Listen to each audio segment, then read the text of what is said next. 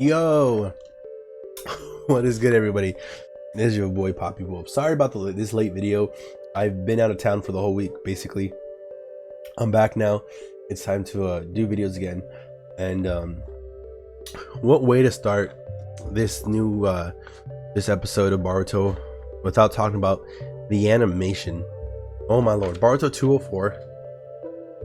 The animation is impeccable. Ooh. Guys, this episode was so fucking good. Seeing how Jigen, Naruto, and Sasuke both move is just so like how it's so continuous. It seems like one big shot, honestly, and that's what I really love. There's no cutaway. It's just one big shot, and I gotta like again. This is kind of like it's very much like it feels like the same animation. It feels exactly the same animation as Isshiki versus Naruto and Sasuke. And the biggest difference, the real biggest difference, is the fact that it is not like a, you know, how the best way to put it is Momoshiki, Sasuke, and Naruto, like that whole fight, if really be it, Naruto and Sasuke really did have the upper hand. I feel like they're a little bit more powerful than Momoshiki Outsutski.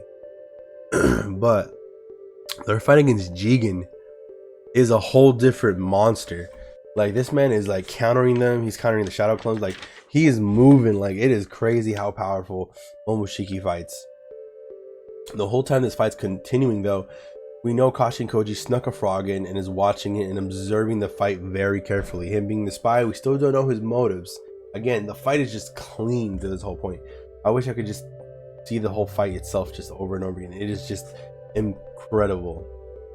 We know that during this whole fight, Sasuke takes the backseat real quick because he needs to study Jigen's ability, because he's literally blowing rods in people. Pause. Black rods. Pause. And we're trying to figure out, like, what is his ability? Is it transportation? Is it like setting up?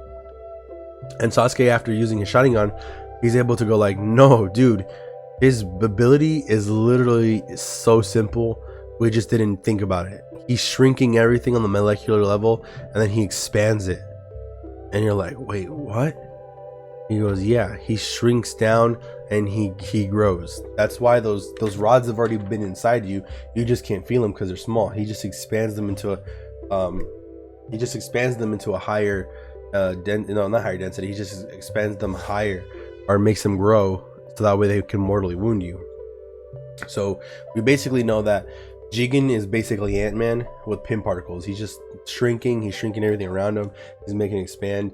This man is fighting like he's just with an ability, nonetheless, that is so simple. Being able to shrink and grow. It is, a lot of people want to call it like, oh, that's kind of dumb. That's a dumb power. Jigen uses it in a way that's probably the most like OP way ever. Like, I gotta give it to him. That's actually pretty decent. It's actually pretty fire. It just goes to show it doesn't matter what power you have. It just depends who uses the power. Yeah, there's also a cool moments when, like, we see how everybody else is reacting on the outside to Naruto being Naruto being kidnapped. We do see this cool little like aggressive thing between Boruto and Kawaki, where Kawaki's like, I don't care, I don't know how I'm gonna find him, but I gotta save him. I'm gonna find him. Basically, like, it's a cool thing. It's like these two sons fighting, one son being logical, one son being irrational, and like one son going like, I don't care, we gotta find him. And the other son's like, no, you gotta think this through. Like, we gotta think on how we're gonna find him, how we're gonna help. And you know, it just goes to show like the difference between Kawaki and Boruto when it comes to like fighting. Well, it would seem like Boruto would be the one who's more rational. He's thinking logically, while Kawaki, being the more emotional one, having a more attachment to Naruto now, is in this emotional kind of like cue. We do see Sasuke and Naruto go all out when they realize like the ability, and it is nasty good how good that animation looks when Sasuke just uses the full Susanoo. Goes, look, hey, this man right here is an Outsutski. He's related to them somehow. He came with Kaguya. We don't know why, but we know like he's an Outsutski, so we gotta handle him. Because if I had a guess, he's gonna drain the earth, and he's gonna use the 10 tails and all that other like bullshit. So Naruto goes, hey, I don't get a damn thing, but like, if you're out here hurting the earth and you're trying to do the same thing that Kaguya and Momoshiki and all of them the others did, then I gotta end you. I gotta show you like what's good. And honestly, man, it is so cool seeing them fight. But what makes it so killer, and I gotta say this, is the fact that Jigen breaks through the Susanoo like it was nothing. He's able to read the movements. He's able to like read the attacks. He beats the Susanoo's offense and defense and literally kicks fucking Sasuke out of it. While that's occurring, he fights Naruto, and this whole fight with Naruto, you're thinking, oh shit, this is about to get OP. He's able to like dodge every hit. He's able to like pin him down, and he's able to kick Naruto out of his tailed beast mode, like the third degree with the Kurama. It is wow, dude. I'm still to this, like, I was like, what? This man does not play. It is literally insane seeing him go all out. Jigen is just like, bro, light work. He also is got the Outsutski head looking.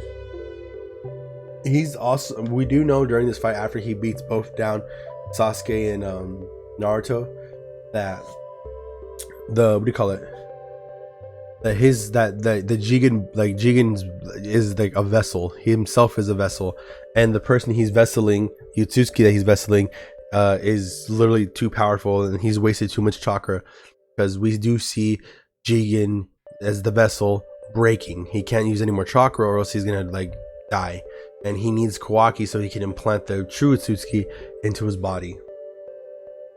We do see a little thing that happens is he calls Jigen, so we know the person talking isn't Jigen, it's been the Outsutski, but he tells Jigen like, your body's hurting, your body's killing you, your body's crying.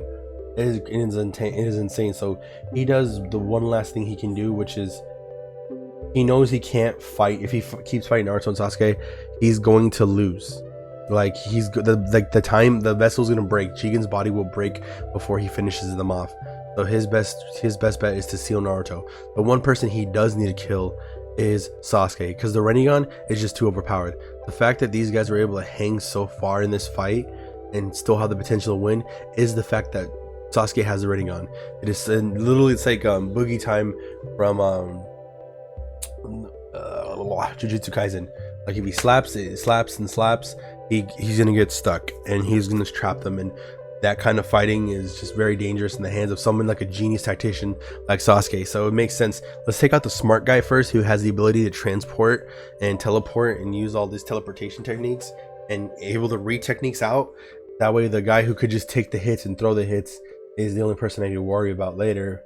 But he seals Naruto away. He's trying to kill Sasuke, but he's able to just use the teleportation jutsu one last time for himself. He teleports to Sakura's apartment, leaving Naruto to get sealed away. And whenever you can feel Naruto getting sealed, especially when the arm drops, it is probably the most tense I've seen all the characters look. That wide-eye look of like, oh shit, oh my lord.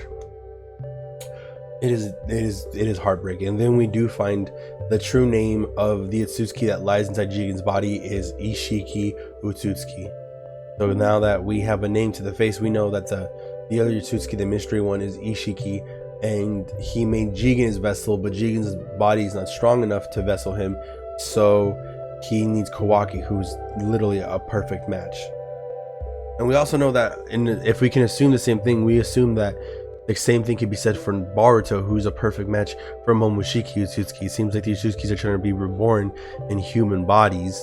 So that is a very interesting topic, because then does that mean, because we know Kage is sealed, she's not dead, but could Kanshiki also be doing the same thing, even though he was absorbed by Momoshiki? Maybe. Again, guys, this episode was really good. We got like a shitload of information. The fights was clean. This episode honestly is 9 out of 10. Like, I think it's 10 out of 10 fight wise, but 9 out of 10 because there's a lot of stuff that we're getting in. I think it was great. I just think I needed something more. Maybe I was distracted a bit, but keep in mind, like, I still give it a high rating, 9 out of 10. I think the fight is 10 out of 10.